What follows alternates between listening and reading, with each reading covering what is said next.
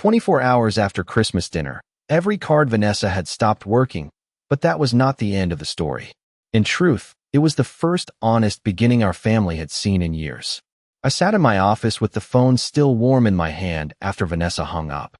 Outside the window, Margaret stood near the bird feeder, scattering seed across the snow-covered ground like the world had not shifted beneath our feet. Little chickadees hopped carefully along the fence. Snowflakes rested in her silver hair. She looked peaceful from a distance, but I knew better now. I had spent too many years mistaking quietness for peace. For a long time, I simply watched her. That was the thing about regret. It did not always arrive as a shout.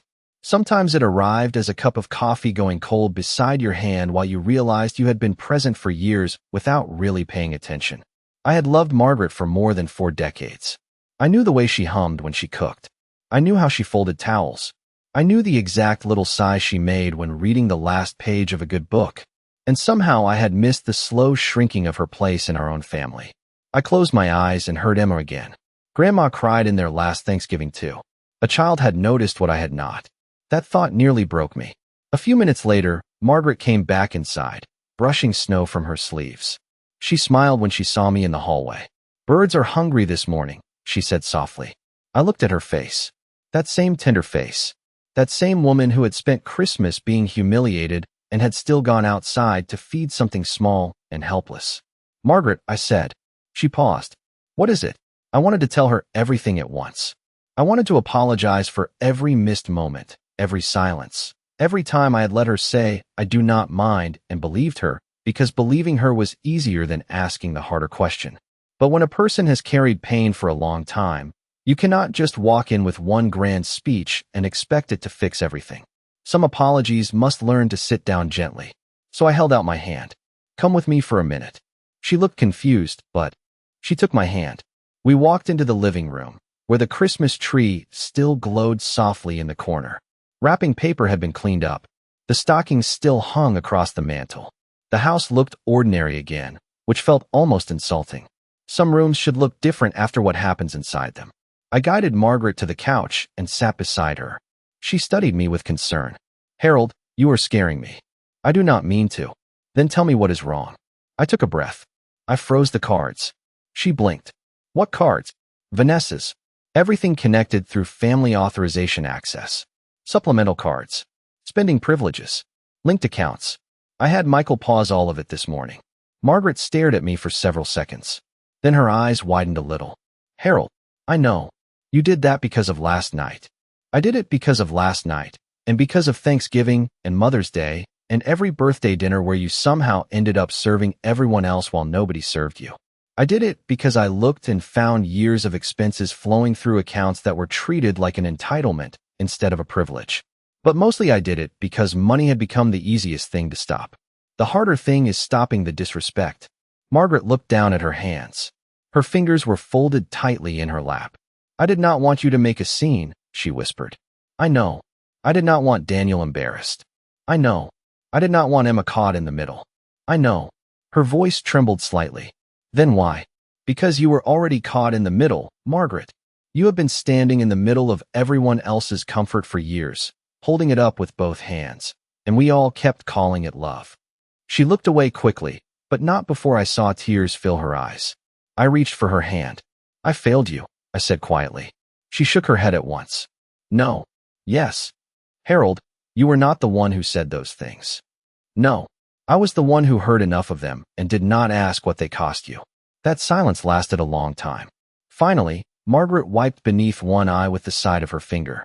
"I thought if I kept things pleasant, it would pass." "Did it?" She looked toward the tree. The lights reflected in her eyes. "No," she whispered. "It got easier for them." That was the truth. Maybe the simplest truth of all. What we tolerate for peace often becomes someone else's habit. The first call from Daniel came at noon. I let it ring twice before answering. "Dad." His voice sounded strained. "What is going on?" I stood by the living room window. Margaret remained on the couch, listening quietly. "What did Vanessa tell you?" "She said you froze her cards." "She is upset." "I imagine she is." "Dad." "She was at the mall with Emma."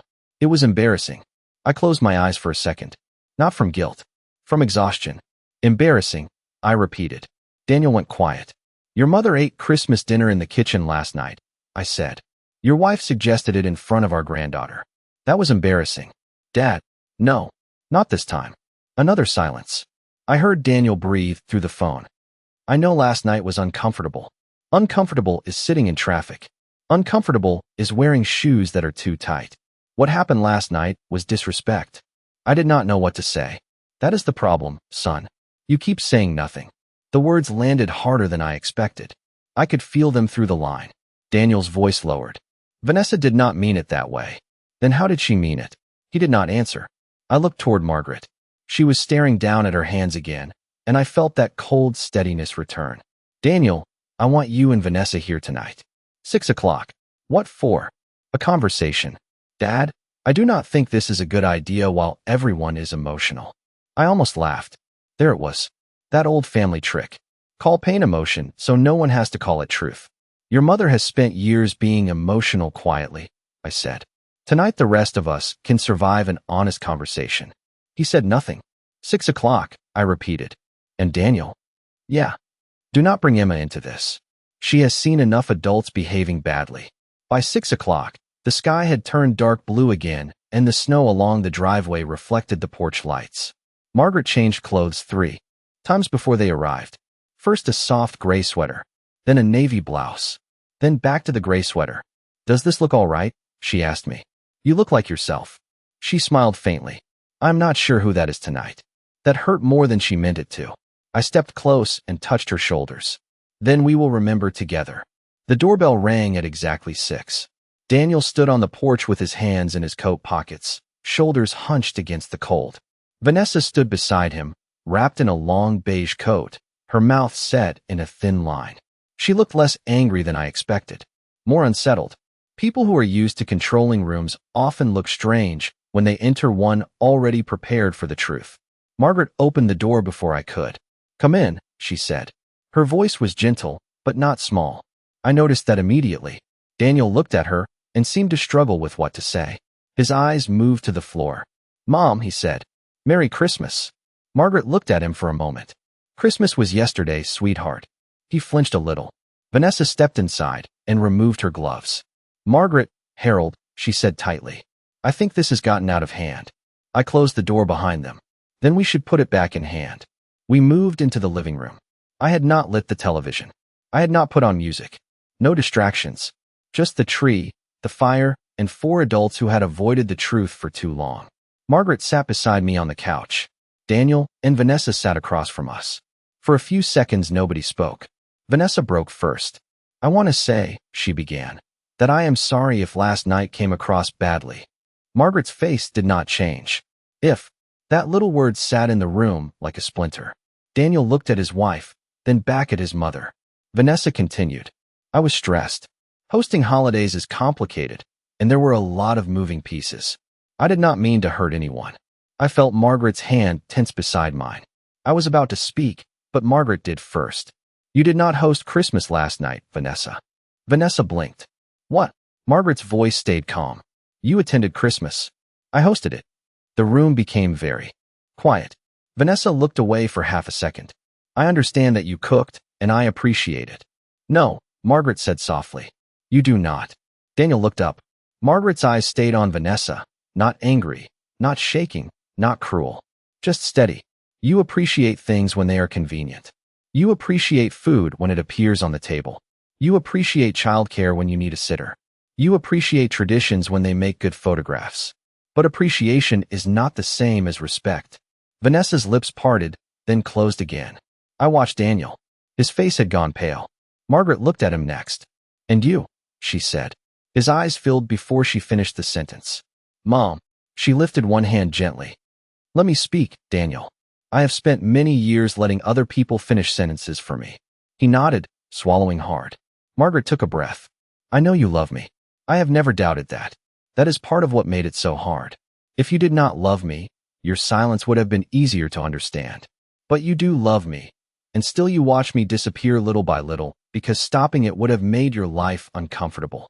Daniel covered his mouth with one hand and looked toward the fire. I am sorry, he whispered.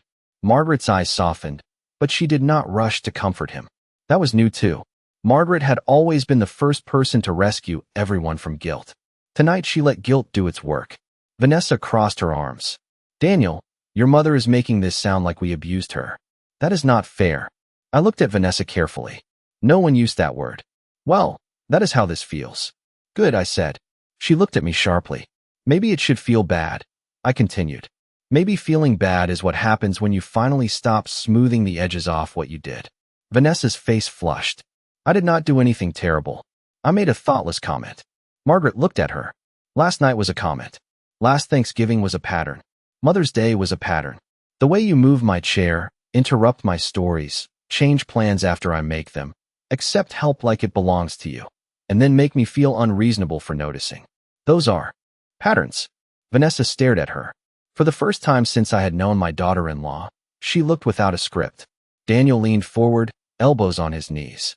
Mom, I did not know it was that bad. Margaret looked at him, and there was sadness in her smile. You did not want to know. He lowered his head. A log shifted in the fireplace. The sound cracked softly through the room. Vanessa stood suddenly. I cannot sit here and be attacked. Margaret did not move. You can leave if you need to. But if you leave, nothing changes except that we finally stop pretending. Vanessa froze near the armchair. I think that sentence reached her in a place money never could. She sat back down slowly. For a long moment, we listened to the fire. Then Daniel spoke, his voice rough. I should have said something last night. Yes, I said. He nodded, tears gathering now. I should have said something years ago. Yes. He wiped his face quickly. I do not know when I became this person. Margaret's expression broke a little then, but only a little. You are not only this person, she said. But this person showed up too often. Daniel nodded again. He looked at Vanessa. You were wrong last night. Vanessa looked stunned. Daniel. No, he said, softer than I expected but stronger than I had heard him in years. Mom is right. Dad is right. Emma saw it. She asked me this morning why Grandma had to eat in the kitchen. Do you know what I said? I told her Grandma wanted to help. I lied to my own daughter because I was too ashamed to say the truth. Vanessa's eyes changed at Emma's name. Emma asked that. Daniel nodded. She asked why grown-ups let it happen. No one spoke. Vanessa looked toward the Christmas tree, and for the first time that night, her face did not look defensive. It looked scared. Not scared of me. Not scared of losing money. Scared of being seen by a child. Sometimes that is the mirror adults fear most. I leaned forward. The cards will stay frozen, I said. For now. Vanessa's gaze snapped back to me. Harold, that affects Emma too. No. Emma's needs will be handled directly. School, medical, food, clothing, anything she needs. But privileges are not the same thing as needs. And respect is now the price of access to this family, not money. Daniel looked at me. Dad, I did not know about all the access. I believe that. Vanessa's face tightened. I turned to her. But you did. She looked down. There it was. The smallest answer in the world. Not words. Just her eyes moving away. Margaret looked at her quietly. Why? Vanessa's fingers twisted around her glove. For a while she did not answer. Then she said, barely above a whisper, because I thought it was what families did. I almost responded, but Margaret held up her hand slightly. Vanessa swallowed. My mother always said if you marry into security, you hold on to it. She said women who depend on kindness end up with nothing. I know that sounds ugly. It does, Margaret said softly. Vanessa nodded once. I heard it my whole life. I think I started seeing everything like a position I had to protect. Holidays, pictures, decisions, money, Daniel, Emma, even this house. Her voice cracked a little on the last words. Margaret watched her carefully. Vanessa continued, and you were always so loved here. Everyone trusted you. Everyone looked to you. I think I felt like there was no room for me unless I made you smaller. That sentence changed the air. Not because it excused anything. It did not. But truth, even ugly truth, has a different sound than defense. Daniel looked at his wife as if he was seeing her clearly and painfully at the same time. Margaret took a slow breath. Making me smaller did not make you bigger, Vanessa. Vanessa's eyes filled. She nodded. I know. Do you? I think I am starting to. Margaret looked down at her hands. I do not need you to adore me. I do not need you to become a daughter to me if that is not what you feel.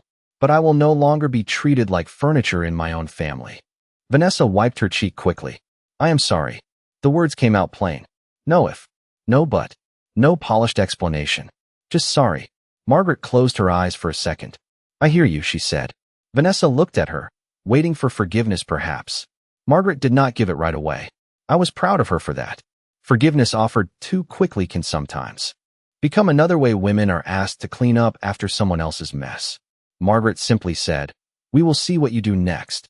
The conversation lasted almost 2 hours. It moved through money, family access, holidays, boundaries, and all the things we should have discussed years before they became wounds. Daniel agreed to review every account with me and Michael. Vanessa agreed to remove herself from all family financial privileges until trust could be rebuilt properly. Margaret asked for something simple but firm. No more family gatherings where she was treated as unpaid staff. If she cooked, others would help. If she sat, no one would move her.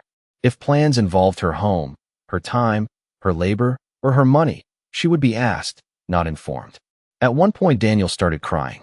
Not loudly, not dramatically.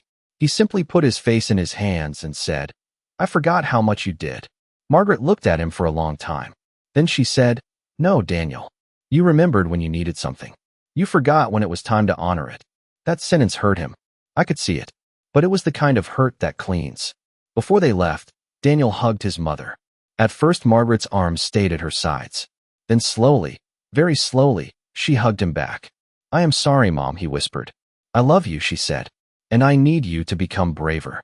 He nodded against her shoulder. "I will." Vanessa stood by the door awkwardly, coat buttoned, face pale from the long conversation. Margaret looked at her. Vanessa. Vanessa lifted her eyes. Emma learns from every woman in her life. Make sure she does not learn that power means pushing someone else out of the room. Vanessa's mouth trembled. "I will try," she whispered. "Do more than try," Margaret said. Vanessa nodded. After they left, the house settled into silence again. But this silence felt different from the one after Christmas dinner. That silence had been heavy with everything unsaid. This one felt tired, but clean.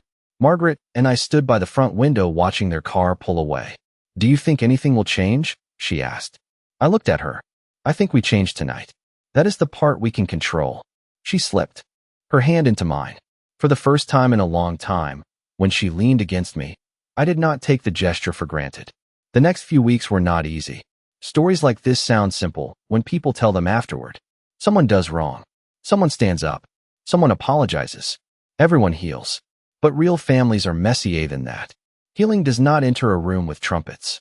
It arrives carrying a broom and asks where to start. Daniel came over 3 days later by himself. Margaret had been putting away Christmas decorations, one ornament at a time, wrapping each in tissue paper before placing it into the old red storage box. Daniel stood in the doorway for a while before she noticed him. "Hi, sweetheart," she said. He looked at the ornament in her hand. It was a little wooden snowman he had painted in 2nd grade. One eye was bigger than the other. The scarf was crooked. Margaret had hung it every year anyway. "You still have that?" he asked. "Of course." He walked closer and touched it gently. "I forgot about it." I did not. He looked at her, and something in his face crumpled. "I keep thinking about all the things you did that I called normal," he said. "I do not know how to fix that." Margaret set the ornament down carefully. "You do not fix years with one visit." "I know. You fix them by not looking away anymore." He nodded. Then he rolled up his sleeves and helped her pack the tree. It was not dramatic. No music swelled. No grand speech followed. But from my chair nearby, I watched my son kneel beside his mother, wrapping ornaments in tissue paper while she told him the story behind each one. And I thought maybe this was how families began again. Not with fireworks. With listening. Vanessa did not come over for almost 2 weeks. Daniel said she was ashamed. I believed him. I also believed shame could become another hiding place if a person was not careful. The first real sign came through Emma. One Saturday afternoon, Margaret received a small envelope in the mail. Inside was a drawing. Emma had drawn our dining room table with crayons. There were 6 chairs, a Christmas tree, a plate of cookies, and little stick figures holding hands. Over one chair she had written in big purple letters, "Grandma's seat." Margaret stared at it for a long time. Then she pressed it against her chest and cried. Not the quiet kind of crying she hid by the sink. Not the kind she swallowed before walking back into a room with a smile. This time she cried openly, sitting at the kitchen table, while I held her hand and let the tears come. A note was tucked behind the picture. "Grandma, Next Christmas you sit by me. I told Mom. Love, Emma. Margaret laughed through tears when she read that last line. I told Mom, she repeated. That girl has courage, I said. She does. So does her grandmother. Margaret looked at me, and this time her smile reached her eyes. The first conversation between Margaret and Vanessa happened in February. It was not planned, at least not by us. Vanessa showed up on a cold Tuesday morning holding a small bakery box and wearing no makeup, which somehow made her look younger and more honest. Margaret opened the door while I was in the kitchen.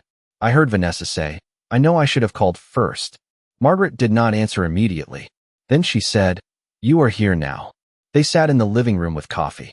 I stayed in the kitchen, close enough if Margaret needed me, far enough that the conversation belonged to her. Vanessa apologized again. This time she did not talk about stress. She did not talk about misunderstanding. She did not talk about the cards. She talked about envy. She talked about growing up in a house where affection was used like currency. She talked about believing that being important meant controlling the room before someone else controlled it first. Margaret listened. When Vanessa finished, Margaret said, I can understand where something came from without accepting what it became. That sentence stayed with me. Vanessa cried then. Real tears. Quiet ones. I do not know how to be different overnight, she said. You will not be, Margaret replied. But you can begin by telling the truth faster. What truth? Margaret looked at her. That you hurt me. That you used my kindness. That you taught my granddaughter something I do not want her to carry. Vanessa nodded, wiping her face. I hurt you, she said. I used your kindness. And I am ashamed Emma saw it. Margaret breathed in slowly. That is a beginning. Not forgiveness. Not yet. A beginning. By spring, things had changed in practical ways. All family financial access was rebuilt from the ground up. Daniel sat with Michael and me for 3 long afternoons reviewing every linked account and every authorization. He was embarrassed by how little he had understood. But to his credit, he did not run from that embarrassment. He sat in it. He asked questions. He took notes. He apologized more than once, until I finally told him apologies were useful only if they started turning into habits. Vanessa got a part-time consulting job with a local design firm. She told Margaret herself one Sunday after church, I needed to remember what it felt like to earn something without attaching it to Daniel's family, she said. Margaret nodded. That sounds healthy. Vanessa gave a small smile. It sounds exhausting. Margaret smiled back. Healthy things often are. The biggest change came from Daniel. Every Wednesday evening, he came over for dinner. At first, Margaret tried to cook too much, old habits reaching for her hands. The first night he arrived, he gently took the cutting board away from her. No, he said. You sit. I am making soup. Margaret looked at him like he had announced he was building an airplane in the kitchen. You do not know how to make soup. I know how to read. You once burned toast. I have grown since then. Have you? Emotionally or culinarily?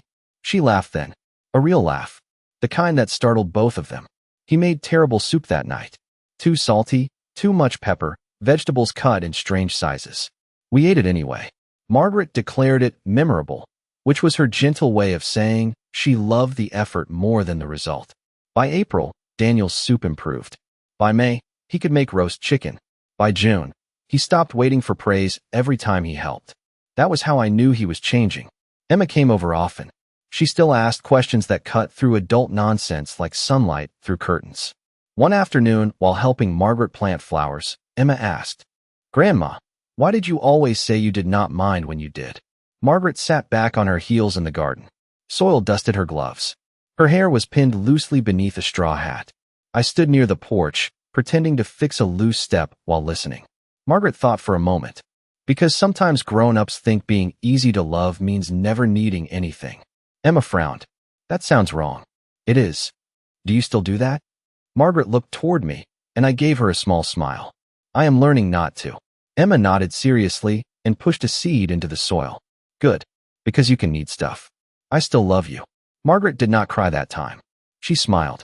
Sometimes healing looks like a child giving permission adults forgot they needed. Summer arrived soft and green. We hosted a 4th of July cookout that year. It was the first family gathering since Christmas. Margaret almost canceled twice. I told her she did not have to prove anything. She said she knew. Then she bought lemonade and sparklers anyway. This time, everyone helped. Daniel arrived early and set up chairs in the backyard.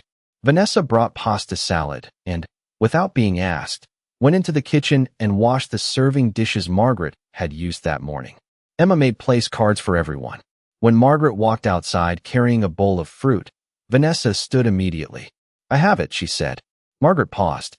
For half a second, the past stood between them. Then Margaret handed her the bowl. "Thank you," she said. "Not warm exactly. Not cold either. Real." Later that evening, after fireworks began popping faintly in the distance, Vanessa found me near the grill. "Harold," she said. I looked at her. "I never apologized to you properly. You owed Margaret first." "I know." She looked toward the patio where Margaret sat with Emma, laughing as the girl tried to teach her a card trick. "I was careless with something you treasured," Vanessa said. "I saw how much she gave, and instead of honoring it, I treated it like a resource." I studied her for a moment. "That is true." She accepted it without flinching. "That mattered." "I cannot undo it," she said. "No, but I am trying to make sure Emma grows up differently." I looked at my granddaughter, who was now dramatically pretending to read Margaret's mind. "That may be the best apology you can give." Vanessa nodded. For the first time, I felt something in me loosen. Not completely. Trust is not a light switch. But something opened. Autumn came. Margaret started doing things for herself in small, but beautiful ways. She joined a book club at the library. She took a watercolor class on Thursday mornings. She stopped answering every family request immediately. Sometimes Daniel would call and ask if she could watch Emma, and Margaret would say, "Not today, sweetheart. I have plans." The first time she said it, she looked at me afterward like she expected the world to collapse. It did not. Daniel said, "Of course, Mom. Have fun." Margaret hung up and stared at the phone. "What?" I asked. "He said have fun. Wild concept." She laughed and threw a dish towel at me. One evening in October, I found her in the dining room staring at the table. The same table where Christmas had gone wrong. She ran her hand along the polished wood. "Do you ever think a room remembers things?" she asked. "I think people do." She nodded. "I hated this room for a while." I stepped beside her. "Do you still?" She thought about it. "No," she said, "but I wanted to remember something better." So we made a plan. Christmas would be at our house again. Not because Margaret had to host. Not because everyone expected it. Because she chose to. But this time, there were rules. Everyone contributed. Daniel handled the turkey. Vanessa handled desserts. Emma made decorations. I handled dishes, and Margaret supervised only if she wanted to. Her exact words were, "I reserve the right to boss everyone around from a comfortable chair." I told her I had been waiting 42 years for that version of marriage. Christmas Eve came 1 year after the night everything changed. Snow fell again. The house smelled like cinnamon again. But this time, Margaret was not in the kitchen at dawn. She slept until 8:30 while I made coffee badly enough that she came downstairs laughing. "What did coffee ever do to you?" she asked, peering into the pot. I followed instructions. Whose instructions? A lumberjack's. She took over just enough to save us both, then sat at the kitchen island while I made toast. She wore the same red sweater with white snowflakes. I noticed she had paired it with pearl earrings and lipstick. Not for anyone else. For herself. Daniel arrived at 2 with a turkey that looked surprisingly edible. Emma burst through the door carrying a stack of handmade place cards tied with ribbon. Vanessa followed behind them holding 2 pies and looking nervous in a way that was almost tender. "Merry Christmas," she said. "Merry Christmas," Margaret replied. There was a small pause. Then Vanessa held out the pies. "I made pecan and pumpkin. I also brought whipped cream, but I did not know where you wanted it." Margaret smiled. "Kitchen counter is fine." Vanessa nodded and went straight there. Not to command. Not to perform. To help. Daniel carried in the turkey and set it down like a trophy. "Behold," he said. "Not burned." Emma clapped. I inspected it gravely. "Acceptable bird," I declared. Margaret laughed so hard she had to sit down. That laugh filled the room differently than any Christmas music ever could. Dinner was ready at 5. The dining room table glowed beneath candles and soft lights. The same white dishes with gold trim sat at each place. Red napkins, pine branches, tiny silver ornaments. But something was different. At the center seat, beside Emma's chair, sat a place card written in purple marker. "Grandma's seat." Margaret saw it and stopped walking. Nobody spoke.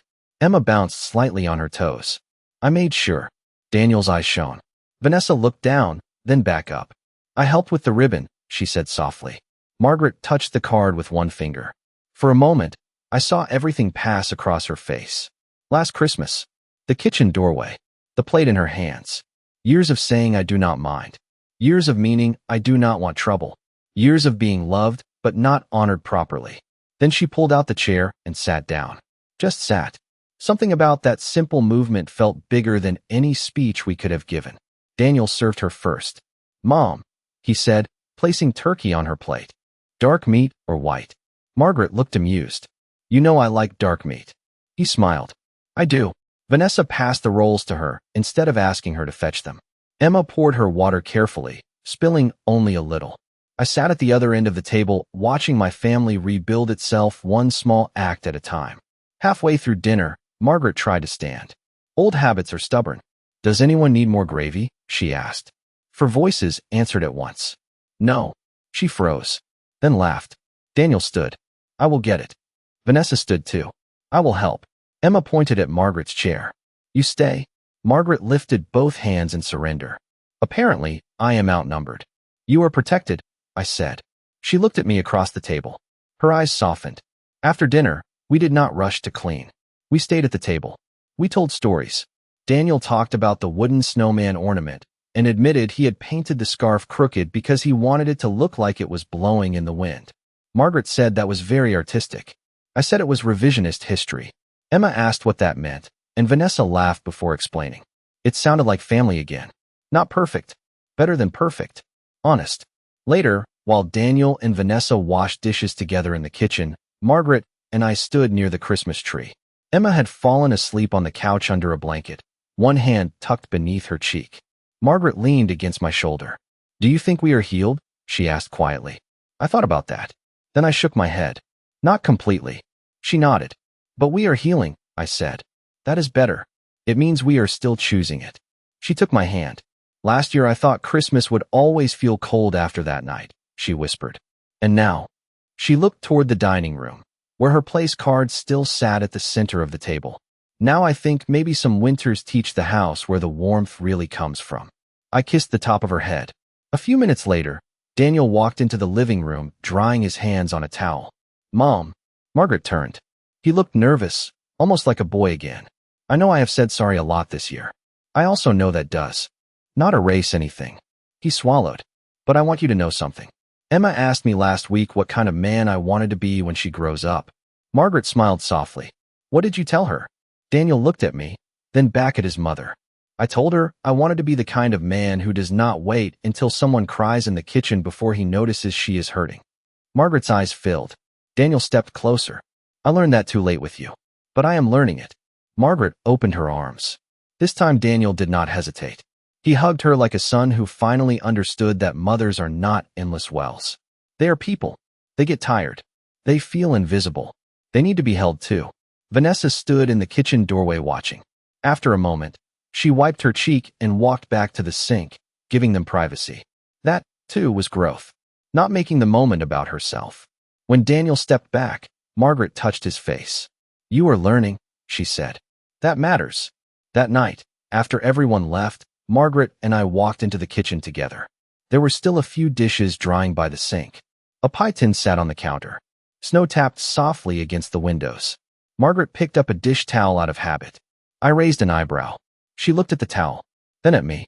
Slowly, she set it down. Tomorrow, she said. I smiled. Tomorrow. She turned off the kitchen light. We walked through the house, shutting off lamps one by one. When we reached the dining room, Margaret paused again beside her chair. Grandma's seat. She picked up the place card and held it carefully, as if it were something precious. Are you keeping that? I asked. Of course. She placed it on the mantel beside our wedding photo. I looked at the two items together.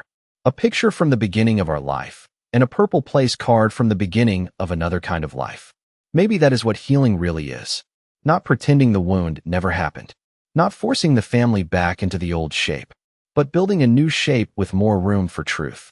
1 year earlier, I watched my wife carry her dinner plate into the kitchen because everyone in the room had forgotten what she deserved. Now I watched her stand in the center of our home, holding proof that someone remembered. Margaret looked at me and smiled. Not the small smile that hid pain. Not the polite smile she used when she wanted everyone else to feel comfortable. This one was full, warm. Hers. Ready for bed? She asked. In a minute. She tilted her head. Why? I looked around the room. The tree lights. The quiet table. The place card on the mantel. The woman beside me. I just want to remember this. Margaret slipped her hand into mine. So we stood there for a while, in the soft glow of Christmas lights, inside the home she had built with love no one would ever again be allowed to treat as invisible. And for the first time in a long time, Christmas did not feel cold. It felt like coming home.